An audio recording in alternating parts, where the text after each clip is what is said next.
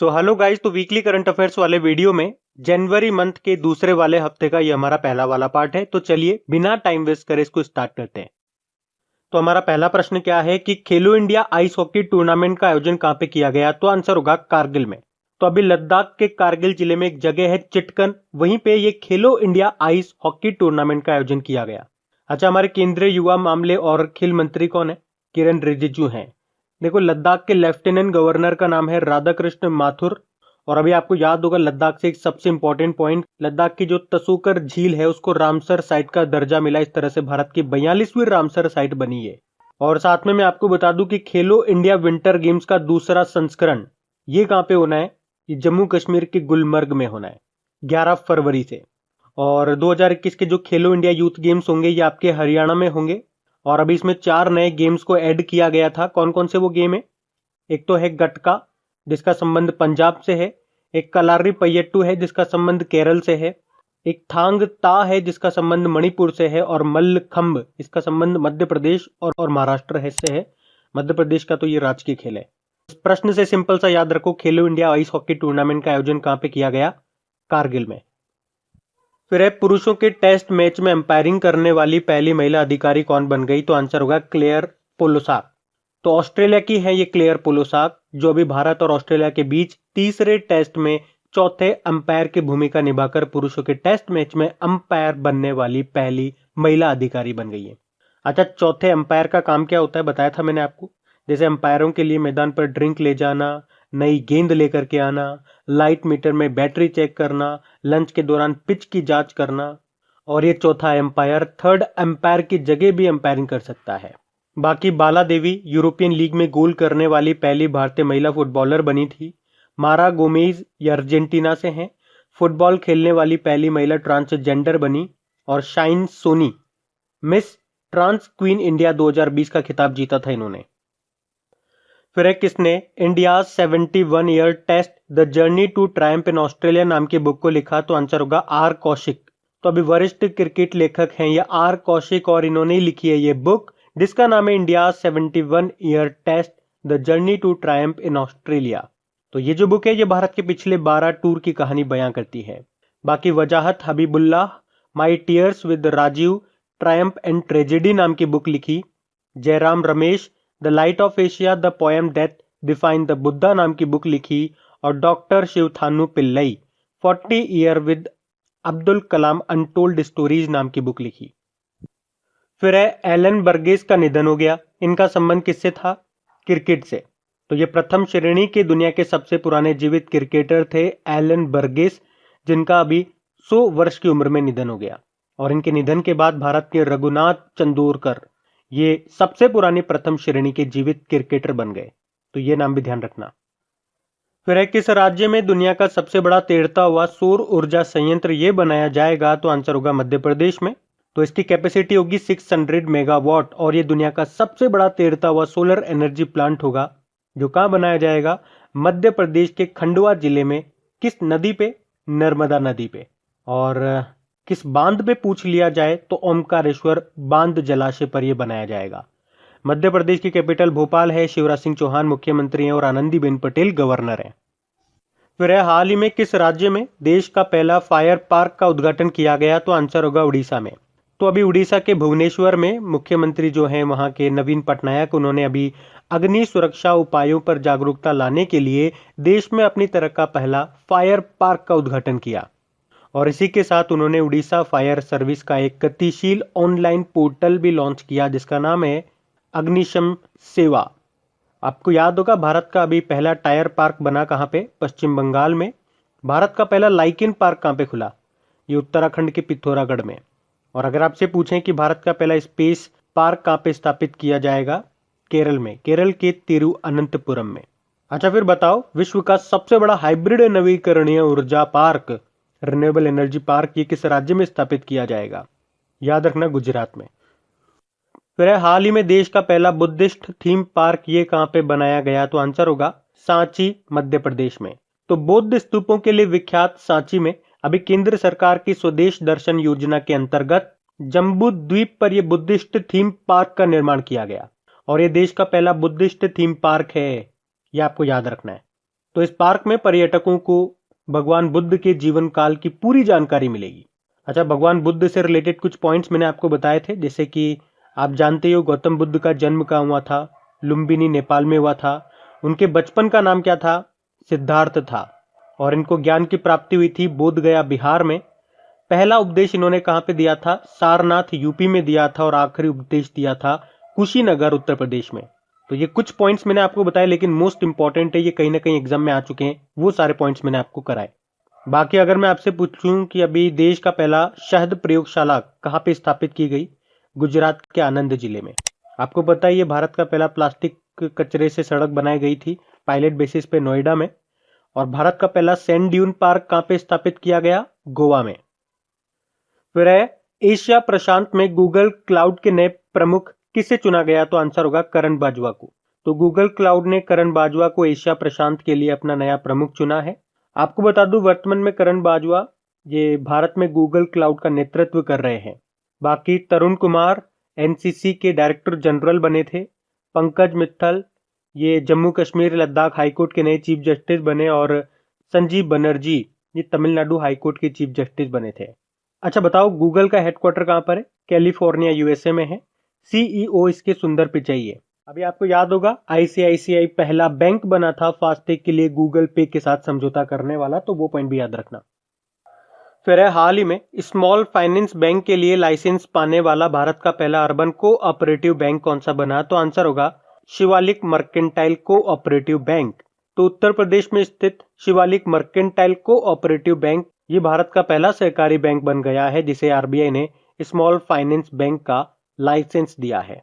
इसका headquarter Saharanpur UP में है। एमडी सीईओ सुवीर कुमार गुप्ता है। फिर है हाल ही में ऑल इंडिया फुटबॉल फेडरेशन के पहले उप महासचिव डेप्यूटी जनरल सेक्रेटरी कौन बने, तो आंसर होगा अभिषेक यादव। तो भारत के पूर्व स्ट्राइकर हैं अभिषेक यादव, जिनको ऑल इंडिया फुटबॉल फेडरेशन के पहले उप महासचिव के रूप में नियुक्त किया गया।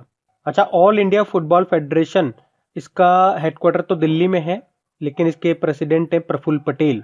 अभी संजय कपूर का नाम आपने सुना होगा, ऑल इंडिया चेस फेडरेशन के नए अध्यक्ष बने। ज्ञानेंद्र निगोंगबाम ये मणिपुर से हैं, हॉकी इंडिया के प्रेसिडेंट बने थे। और नीतल नारंग इंडियन सॉफ्टबॉल फेडरेशन की पहली महिला अध्यक्ष बनी। फिर है हाल ही में सोमालिया में भारतीय राजदूत कौन बने हैं, तो आंसर होगा वीरेंद्र कुमार पॉल। सोमालिया जिसकी कैपिटल मोगाडिशु है, करेंसी है सोमाली शिलिंग और प्रधानमंत्री है मोहम्मद हुसैन रोबल। बाकी पूजा देवी तो आपने नाम सुना होगा, जम्मू कश्मीर की पहली महिला बस ड्राइवर बनी थी। तरुण कुमार एनसीसी के डायरेक्टर जनरल बने। और उदय शंकर फिक्की के नए अध्यक्ष बने। फिर है हाल ही में किसने राइट अंडर अवर नोज नाम का उपन्यास लिखा, तो आंसर होगा आर गिरिधरन ने। तो अभी आरबीआई के महाप्रबंधक जनरल मैनेजर हैं ये आर गिरिधरन, और इन्होंने अपनी पहली बुक लिखी है जिसका नाम है राइट अंडर अवर नोज। बाकी Vinay Kumar Singh bleeding India for aggressors 1000 cuts नाम की बुक को लिखा था। अनुपम खेर ने your best day is today नाम की बुक लिखा। और doctor Krishna Saxena a bouquet of flowers नाम की बुक लिखी। फिर किसे गुवाहाटी हाईकोर्ट के नए चीफ जस्टिस के रूप में नियुक्त किया गया, तो आंसर होगा सुधांशु धूलिया को। तो इनका नाम अब आपको याद रखना है, असम हाईकोर्ट के नए चीफ जस्टिस बन गए हैं ये। बाकी पंकज मित्तल अभी जम्मू कश्मीर लद्दाख हाईकोर्ट के नए चीफ जस्टिस बने। संजीव बनर्जी ये तमिलनाडु हाईकोर्ट के नए चीफ जस्टिस बने। और राघवेंद्र सिंह चौहान तो उत्तराखंड हाईकोर्ट के बने थे। अच्छा, कुछ और नाम मैं आपको रिवाइज करा देता हूं जो आपके एग्जाम पॉइंट ऑफ व्यू से मोस्ट इंपॉर्टेंट रहेंगे। जैसे कि हिमा कौली अभी लेटेस्ट हैं, ये तेलंगाना हाईकोर्ट की पहली महिला चीफ जस्टिस बनी है। ये नाम तो मोस्ट इंपॉर्टेंट इसीलिए हो जाता है क्योंकि ये पहली महिला चीफ जस्टिस बनी है तेलंगाना हाईकोर्ट की। बाकी जेके माहेश्वरी सिक्किम हाईकोर्ट के चीफ जस्टिस बने। और अभी मध्य प्रदेश के कौन बने थे, मोहम्मद रफीक ये अभी तक उड़ीसा में थे और अब उड़ीसा में नए चीफ जस्टिस बन गए एस मुरलीधर। और एक और नाम याद रख लो, अरूप कुमार गोस्वामी का, ये आंध्र प्रदेश हाईकोर्ट में नए चीफ जस्टिस बने। और हाँ गाइस, अगर आपको ये करंट अफेयर्स की सीरीज अच्छी लग रही है तो इस वीडियो को लाइक करके अपना रेस्पॉन्स जरूर देना। और चलिए आज हम इस वीडियो के लाइक का टारगेट भी रखते हैं। इस वीडियो के लाइक का टारगेट रहेगा 5000 लाइक्स, ओनली 5000 लाइक्स। तो इसे अपने दोस्तों के साथ में शेयर करो, अपने एक व्हाट्सएप ग्रुप में, अपने एक स्टडी ग्रुप में इस वीडियो के लिंक को शेयर जरूर करो। और अगर इस वीडियो को पहली बार देख रहे हो तो इसे आप सब्सक्राइब कर लीजिए, और सब्सक्राइब करने के बाद में पास में जो बेल आइकन आएगा उसे आप जरूर क्लिक करिए, ताकि अगली बार जब भी कोई इंपॉर्टेंट वीडियो अपलोड हो सबसे पहले उसका नोटिफिकेशन आपको मिल सके। तो बेल आइकन को क्लिक करना जरूरी है। चलिए बढ़ते हैं आगे। फिर है अभी अमेरिकी सेना के पहले CIO चीफ इंफॉर्मेशन ऑफिसर कौन बन गए? तो आंसर होगा राज अय्यर। तो भारतीय मूल के हैं ये अमेरिकी डॉक्टर राज अय्यर, और इन्हीं को अमेरिकी सेना का पहला CIO यानी कि मुख्य सूचना अधिकारी बनाया गया है। तो ये नाम याद रखना, क्योंकि भारतीय मूल के हैं ना ये, इसलिए इनका नाम इंपॉर्टेंट होता है हमारे एग्जाम पर्पज से। बाकी Sanjay Kapoor all India chess federation के नए प्रेसिडेंट बने। सुबोध कुमार जायसवाल CISF के नए डायरेक्टर जनरल बने थे। सोमा मंडल अभी सेल की पहली महिला अध्यक्ष बनी। फिर है हाल ही में किसे राष्ट्रीय फ्लोरेंस नाइटिंगेल पुरस्कार 2020 के लिए चुना गया? तो आंसर होगा डॉक्टर शीला केनी को। तो अभी Shri Mata Vaishno Devi college of nursing की प्रिंसिपल हैं ये डॉक्टर शीला केनी, और इन्हीं को अभी 2020 के राष्ट्रीय फ्लोरेंस नाइटिंगेल अवार्ड से सम्मानित किया गया। तो ये नर्सिंग के क्षेत्र में सर्वोच्च राष्ट्रीय पुरस्कार है जो कि फ्लोरेंस नाइटिंगेल की याद में दिया जाता है। इसमें विजेता को 50,000 रुपए की राशि और एक प्रमाण पत्र दिया जाता है। देखो, फ्लोरेंस नाइटिंगेल की बात करेंगे तो ये एक ब्रिटिश समाज सुधारक थी, और आप जानते हो इन्हीं के जन्मदिन को हम इंटरनेशनल नर्सिंग डे के रूप में मनाते हैं। कब? 12 मई को। ये भी आपको याद रखना है। बाकी doctor Amit Kesarwani, doctor APJ Abdul Kalam scientist award 2021 मिला था इनको। हेमंत कुमार अभी DRDO ने इन्हें साइंटिस्ट ऑफ द ईयर का अवार्ड दिया था। और Ranjit Singh Disale global teacher prize जीतने वाले पहले भारतीय बने थे ये। तो ये नाम भी इंपॉर्टेंट रहेंगे, को याद रखना। फिर है हाल ही में दिव्यांगजन शादी प्रोत्साहन योजना 2021 को किस राज्य सरकार ने लॉन्च किया? तो आंसर होगा उत्तर प्रदेश ने। तो इस योजना में उत्तर प्रदेश के दिव्यांग दंपतियों को राज्य सरकार की तरफ से शादी के लिए आर्थिक सहायता प्रदान की जाएगी। और अगर दिव्यांग दंपति में से युवक विकलांग हो जाता है तो उसे राज्य सरकार के द्वारा 15,000 रुपए की मदद दी जाएगी, और अगर युवती विकलांग हो जाती है तो उसे 20,000 रुपए की मदद दी जाएगी। अच्छा, इसी से लिंक करके एक और पॉइंट मैं आपको बताता हूँ। अभी उड़ीसा सरकार ने कहा है कि अगर कोई सामान्य व्यक्ति दिव्यांग व्यक्ति से शादी करता है तो उड़ीसा की सरकार उसे 2.5 लाख रुपए देगी। देखो, उत्तर प्रदेश की यहाँ पे बात है ना, कैपिटल इसकी लखनऊ है, और लखनऊ किस नदी के किनारे स्थित है? तो गोमती नदी के किनारे। लखनऊ आपका निर्वाचन क्षेत्र है हमारे रक्षा मंत्री राजनाथ सिंह का, और योगी आदित्यनाथ यहाँ के मुख्यमंत्री हो गए, और आनंदीबेन पटेल गवर्नर है। फिर है किस राज्य सरकार ने M पेंशन एप्लीकेशन को लॉन्च किया? तो आंसर होगा मणिपुर। तो अभी मणिपुर के जो मुख्यमंत्री है ना N बीरेन सिंह, उन्होंने राज्य में पेंशनर्स के लिए ये M पेंशन मोबाइल एप्लीकेशन को लॉन्च किया है। एक्चुअली में क्या होता है, हर 6 महीने में हर पेंशनर को ट्रेजरी ऑफिस जाकर के अपना फोटो अपडेट कराना पड़ता है। तो अब उन्हें ऑफिस के चक्कर नहीं काटने पड़ेंगे, ऑफिस नहीं जाना पड़ेगा। तो इस एप्लीकेशन के थ्रू वो घर बैठे बैठे ऑनलाइन के थ्रू ही इसे अपडेट कर सकेंगे। देखो, मणिपुर की कैपिटल इम्फाल है, N बीरेन सिंह यहाँ पे मुख्यमंत्री हो गए, और नजमा हेपतुल्ला गवर्नर है। फिर है हाल ही में जारी रिपोर्ट के अनुसार दुनिया के मोस्ट वैल्यूएबल फुटबॉलर कौन बन गए? तो आंसर होगा मार्कस रैशफोर्ड। तो अभी हाल ही में जारी CIES फुटबॉल की रिपोर्ट के अनुसार इंग्लैंड और मैनचेस्टर यूनाइटेड के जो मार्कस रैशफोर्ड है, ये दुनिया के सबसे वैल्यूएबल फुटबॉलर बन गए हैं। पहले नंबर पे ये मैनचेस्टर यूनाइटेड के मार्कस रैशफोर्ड हैं, जिनकी ट्रांसफर वैल्यू है 1490 करोड़ रुपए, और इस लिस्ट में लियोनल मेसी 97 नंबर पर है। बाकी क्रिस्टियानो रोनाल्डो ये तो टॉप 100 से बाहर हो गए। अच्छा, क्रिस्टियानो रोनाल्डो से 2-3 पॉइंट मैंने आपको बताए। अभी जैसे सोशल मीडिया है इंस्टाग्राम, उस पर 25 करोड़ से ज्यादा फॉलोवर वाले ये पहले व्यक्ति बने। अभी इन्हें सदी का सबसे सर्वश्रेष्ठ खिलाड़ी यानी कि player of the century award भी मिला था। इसके अलावा इन्हें अभी ग्लोबल फुट अवार्ड से भी सम्मानित किया गया था, क्रिस्टियानो रोनाल्डो। फिर है हाल ही में जारी हेनले पासपोर्ट इंडेक्स 2021 में टॉप पे रहा जापान। तो इस बार भी जापान ही इसमें टॉप पे रहा है। इसका मतलब ये है कि सबसे शक्तिशाली पासपोर्ट है जापान का। शक्तिशाली से मतलब ये हो गया कि अगर आपके पास जापान का पासपोर्ट है ना, तो आप सबसे ज्यादा देशों में बिना वीजा के एंट्री ले सकोगे। मतलब आपके पास जापान का पासपोर्ट है तो आप 191 देशों में बिना वीजा के एंट्री ले सकते हो। तो फर्स्ट नंबर पे जापान है, सेकंड नंबर पे सिंगापुर है। भारत इसमें 85 नंबर पर है, यानी कि भारत का पासपोर्ट आपके पास है तो आप 58 देशों में बिना वीजा के एंट्री ले सकते हो। भारत और तजाकिस्तान इन दोनों देशों को 85 नंबर पे रखा है। तो याद रखना, हेनले पासपोर्ट इंडेक्स 2021 आया टॉप पे रहा जापान और भारत 85 नंबर पे रहा। जापान की कैपिटल टोक्यो है, करेंसी है येन और यासुहिदे सुगी यहाँ के नए प्रधानमंत्री बने। फिर है हाल ही में दुनिया की पहली double stack long haul train कहाँ से कहाँ शुरू हुई, तो आंसर होगा न्यू रेवाड़ी से न्यू किशनगढ़। तो अभी वेस्टर्न डेडिकेटेड फ्रेट कॉरिडोर योजना के पहले चरण के तहत हरियाणा के न्यू रेवाड़ी से अजमेर के न्यू किशनगढ़ मदार तक बने 306 किलोमीटर लंबे ट्रैक पर यह ट्रेन चलाई गई। फ्रेट कॉरिडोर का मतलब हो गया जिसमें केवल मालगाड़ियां ही चलेगी, पैसेंजर गाड़ी नहीं चलेगी इनमें, तो इससे इनकी स्पीड बढ़ेगी। और अभी इस कॉरिडोर पर दुनिया की सबसे लंबी ट्रेन जिसकी लंबाई है 1.5 किलोमीटर ये चलाई गई। कहां से कहां चली, तो ये आपको याद रखना है, हरियाणा के न्यू रेवाड़ी से राजस्थान के न्यू किशनगढ़ मदार तक। और इस टोटल ट्रैक की लंबाई मैंने आपको बताई 306 किलोमीटर है। और इस ट्रेन में 90 बोगियां थी जिन पे 435 ट्रकों के बराबर का माल लादा गया। तो ये 2-4 पॉइंट्स मैंने आपको बताया, इनको याद रखना।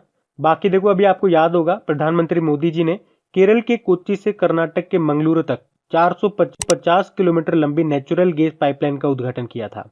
और अभी मोदी जी ने ही भारत की 100वीं किसान रेल का भी उद्घाटन किया, जो चल रही है कहां से कहां, पश्चिम बंगाल के शालीमार से महाराष्ट्र के संगोला तक। और पहली कहां से कहां चली थी, महाराष्ट्र के देवलाली से बिहार के दानापुर तक चली थी। रेल मंत्री हमारे पीयूष गोयल है। कई बार ये प्रश्न आ जाता है, एक्चुअली आ चुका है ये प्रश्न कि स्वतंत्र भारत के पहले रेल मंत्री का नाम बताओ, तो जॉन मथाई है। और अभी नए रेलवे बोर्ड के चेयरमैन और सीईओ बन गए सुनीत शर्मा। इनसे पहले विनोद कुमार यादव थे और अभी उनका नाम भी वैसे न्यूज में था, उनको इंजीनियरिंग अवार्ड भी मिला था। फिर हाल ही में प्रवासी भारतीय दिवस कब मनाया गया, तो आंसर होगा 9 जनवरी को, जिसे एनआरआई डे भी कहते हैं। इस बार ये हमने 16वां प्रवासी भारतीय दिवस मनाया, जिसकी थीम थी कॉन्ट्रीब्यूटिंग टू आत्मनिर्भर भारत, यानी कि भारत को आत्मनिर्भर बनाने में योगदान दें। और 9 जनवरी को ही क्यों मनाते तो आप जानते हो, 9 जनवरी 1915 को महात्मा गांधी जी दक्षिण अफ्रीका से भारत आए थे। देखो ये तो हो गया प्रवासी भारतीय दिवस जो हम 9 जनवरी को मनाते हैं। एक इंटरनेशनल माइग्रेशन डे भी होता है जो हम 18 दिसंबर को मनाते हैं, तो वो भी ध्यान रखो। फिर किस राज्य सरकार ने बसेरा योजना शुरू की, तो आंसर होगा पंजाब ने। अभी पंजाब के जो मुख्यमंत्री है ना कैप्टन अमरिंदर सिंह, तो उन्होंने दिया दी लोहड़ी कार्यक्रम के माध्यम से जनवरी माह को तो बालिकाओं को समर्पित किया और उन्होंने हाई स्कूल्स और कॉलेजों की छात्राओं के लिए मुफ्त सैनिटरी पैड देने की भी घोषणा की। इसके अलावा झुग्गी वासियों के लिए उन्होंने बसेरा नाम की योजना को शुरू किया। और अभी पंजाब के जो खाद्य नागरिक आपूर्ति और उपभोक्ता मामलों के मंत्री हैं भरत भूषण आशु, उन्होंने ई दाखिल पोर्टल को लॉन्च किया है। तो ये जो पोर्टल है ये उपभोक्ताओं को व्यापारियों द्वारा होने वाले शोषण से बचाने के लिए है। देखो पंजाब की कैपिटल चंडीगढ़ है, मुख्यमंत्री अमरिंदर सिंह हो गए और गवर्नर है वीपी सिंह बदनौर। फिर अभी विमान के अंदरूनी हिस्सों को कीटाणु रहित करने के लिए रोबोट तकनीक का उपयोग करने वाली पहली भारतीय एयरलाइन बन गई, कौन सी, एयर इंडिया एक्सप्रेस। और इसका हेडक्वार्टर कहां पर है, कोच्चि केरल में है। तो ये आप याद रखना, 1 लाइनर क्वेश्चन है ये, तो इसमें कुछ समझाने का है ही नहीं। फिर अभी हाल ही में गुजरात के पूर्व मुख्यमंत्री का निधन हो गया, नाम बताओ उनका, माधव सिंह सोलंकी। तो अभी गुजरात के पूर्व मंत्री और विदेश मंत्री के रूप में भी इन्होंने कार्य किया और अभी इनका निधन हो गया। इनका नाम था माधव सिंह सोलंकी। बाकी आपको बताऊं अभी सत्या पोल, ये जाने माने भारतीय फैशन डिजाइनर थे। इन्होंने 1980 में भारत में पहली साड़ी बुटीक एल अफेरे को शुरू किया था। बाकी चित्रा घोष तो नेताजी सुभाष चंद्र बोस की भतीजी और प्रख्यात शिक्षाविद थी ये चित्रा घोष, जिनका भी अभी निधन हो गया। फिर देश का पहला स्की पार्क ये कहां पे बनेगा, तो आंसर होगा हिमाचल प्रदेश में। तो हिमाचल प्रदेश के शिमला जिले के प्रसिद्ध पर्यटन स्थल कुफरी में देश का पहला स्की पार्क बनेगा। तो इस परियोजना के तहत कुफरी क्षेत्र में पर्यटकों की संख्या बढ़ेगी। बाकी हमने पढ़ा था देश का पहला फायर पार्क बनेगा उड़ीसा में, और उत्तराखंड में देश का पहला पॉलिनेटर पार्क बनेगा, और देश का पहला लिथियम रिफाइनरी पार्क बनेगा गुजरात में। देखो हिमाचल प्रदेश की 2 कैपिटल आपको याद होनी चाहिए, शिमला इसकी समर कैपिटल है, धर्मशाला इसकी विंटर कैपिटल है। मुख्यमंत्री हैं जयराम रमेश और बंडारू दत्तात्रेय यहाँ के गवर्नर हैं, और चीफ जस्टिस है लिंगप्पा नारायण स्वामी। फिर किस राज्य सरकार ने अरुंधति और मैत्री योजना शुरू की, तो आंसर होगा कर्नाटक सरकार ने। तो अभी कर्नाटक सरकार ने ब्राह्मण समाज के उत्थान के लिए इस योजना को शुरू किया। जैसे बात करें अगर अरुंधति योजना की, तो गरीब ब्राह्मण दुल्हनों को आर्थिक सहायता के रूप में 25,000 रुपए की मदद दी जाएगी। जबकि मैत्री योजना, इसमें क्या होगा, तो इस योजना में पुजारियों से शादी करने वाली ब्राह्मण महिलाओं को 3 लाख रुपए का निश्चित गारंटी बॉन्ड उपलब्ध कराया जाएगा। अच्छा, अरुंधति से आपको कुछ याद आना चाहिए। असम सरकार की अरुंधति स्वर्ण योजना याद आती है आपको, जिसमें गरीब परिवार की बेटियों को शादी के वक्त 10 ग्राम सोना दिया जाता है। और देखो, अरुंधति से एक नाम भी मैं आपको बताता हूं, एक व्यक्ति का नाम है अरुंधति रॉय, सुना होगा आपने जरूर। इन्होंने बुक लिखी है जिसका नाम है आजादी, फ्रीडम, फेसिज्म, फिक्शन। ये बुक लिखी है अरुंधति रॉय ने। तो इस तरह से आप चीजों को लिंक कर करके याद रखोगे तो चीजें याद रखने में बड़ी आसानी होती है। बढ़ते आगे। फिर है, किस बैंक ने सेना के जवानों के लिए शौर्य सैलरी अकाउंट शुरू किया? तो आंसर होगा बंधन बैंक ने।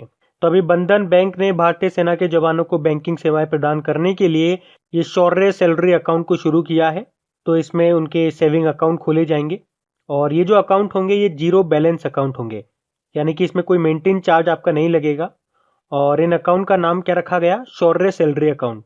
तो इन अकाउंट के माध्यम से सेना के जवानों को कई सुविधाएं दी जाएगी। अच्छा, मैं आपको बताता हूं, अभी आपको याद होगा भारतीय सेना ने अभी सैन्य वेतन पैकेज के लिए बैंक ऑफ बड़ौदा के साथ भी समझौता किया था। और central bank of India, national payment corporation of India के साथ मिलकर रुपे सेलेक्ट नाम से डेबिट कार्ड इसने लॉन्च किया। आईसीआईसीआई बैंक की बात करेंगे तो मल्टीनेशनल कंपनियों के लिए इनफाइनाइट इंडिया नाम से एक ऑनलाइन प्लेटफॉर्म भी लॉन्च किया इनने। देखो, बंधन बैंक की बात कर लेते हैं। इसका हेडक्वार्टर कोलकाता में है।